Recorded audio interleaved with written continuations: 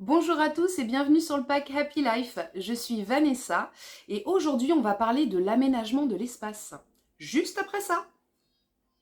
Tout d'abord, mes vidéos ne se substituent pas à un avis médical. Avant de mettre en place des outils éducatifs, il faut toujours s'assurer que l'enfant n'a pas un souci de santé qui peut influencer son comportement. Il s'agit de conseils génériques, cela ne parlera pas à tout le monde et comme chaque enfant est unique, ne prenez que ce qui vous intéresse. Le mieux reste de consulter un professionnel de l'autisme pour avoir des conseils individualisés. Vous pouvez me retrouver sur Facebook, Vanessa Sonzoni Pro et sur le groupe Pack Happy Life. Pour voir toutes mes vidéos, vous pouvez vous abonner à ma chaîne YouTube et liker cette vidéo si elle vous a plu. Si vous souhaitez que j'aborde certains sujets en lien avec l'autisme dans mes prochaines vidéos, n'hésitez pas à le mentionner dans les commentaires sous la vidéo.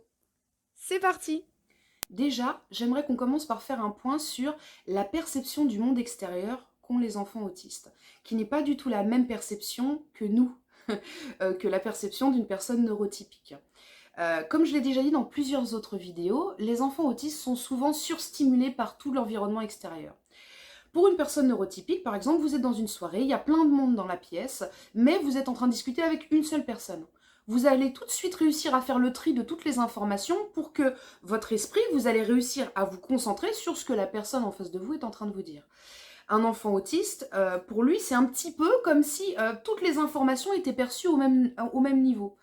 Donc du coup, en fait, il va avoir du mal à faire le tri. Il va entendre le bruit à l'extérieur, les gens qui discutent plus loin, ce que vous êtes en train de lui dire. C'est un petit peu comme s'il entendait tout au même niveau et du coup, il ne sait pas sur quoi il doit focaliser son attention. Résultat, comme il y a trop de stimuli dans tous les sens, généralement, c'est pour ça que les enfants ont souvent cette façon d'être qui est plutôt on se renferme sur soi, de toute façon ça vient dans tous les sens, on a du mal à entrer en communication avec les autres, on comprend pas trop ce qui se passe et surtout c'est flou et confus.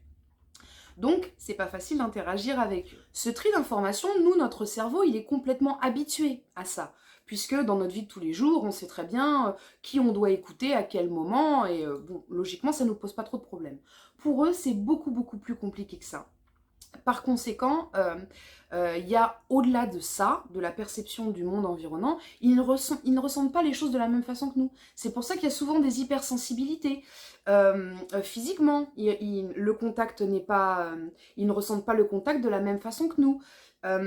Qu'est-ce qu'on a d'autre? Par exemple, le chaud, le froid. Ils n'ont pas toujours le même rapport au chaud et au froid. Ils ont des sensibilités auditives. Qu'est-ce qu'il y a d'autre? Des sensibilités au niveau des aliments. Il y a des textures d'aliments qui vont pas du tout apprécier. Voilà, tout un tas de petites sensibilités auxquelles nous, on n'a pas forcément à faire, mais eux vivent avec ça au quotidien. Et donc c'est important de prendre ça en considération parce qu'en fait, ils peuvent être pollués par plein de choses qui nous, en fait, au premier abord, on s'en rendrait même pas compte, on le verrait même pas. Je vous donne un exemple. On prend par exemple une situation typique d'un élève en classe. Voilà, vous avez un enfant autiste qui est dans une classe, il est censé écouter la maîtresse et ce que raconte la maîtresse au tableau. Le problème, c'est que comme lui, il est surstimulé par tout ce qui l'entoure, et bien en fait, il va y avoir la maîtresse au loin là-bas qui est en train d'essayer d'expliquer quelque chose, il va y avoir ses camarades à côté qui sont en train de tailler leur crayon, donc il va entendre le crayon qu'on est en train de tailler, les camarades derrière qui discutent, même s'ils parlent très très bas, il va les entendre aussi, la petite poussière qui est sur le parquet, il va y prêter attention, l'oiseau qui passe dehors, c'est pareil.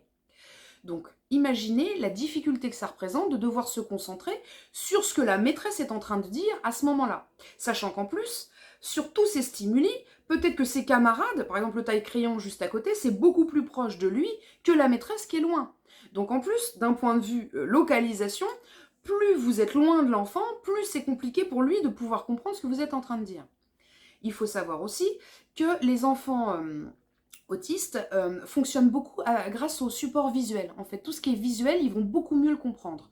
Donc, si vous avez par exemple une maîtresse qui est en train de parler, elle est en train d'expliquer le cours, mais il n'y a pas de support visuel derrière qui lui permette à lui de faire un lien entre ce qu'il entend et pour mettre du sens sur ce qu'il entend et sur ce que la personne est en train de dire, c'est très compliqué. En gros, un enfant autiste en classe, entre une maîtresse qui est à l'autre bout de la classe, pas de support visuel pour comprendre concrètement, pour l'aider à focaliser son esprit et bien comprendre ce qui est attendu de lui, plus tous les bruits environnants, même si la classe est relativement calme, on l'a perdu, on l'a noyé, il y a trop d'informations et il n'arrivera pas à faire le tri et à savoir que c'est vraiment sur la maîtresse qu'il doit se focaliser, ou alors ça lui demandera une concentration telle que ce sera vraiment très très difficile.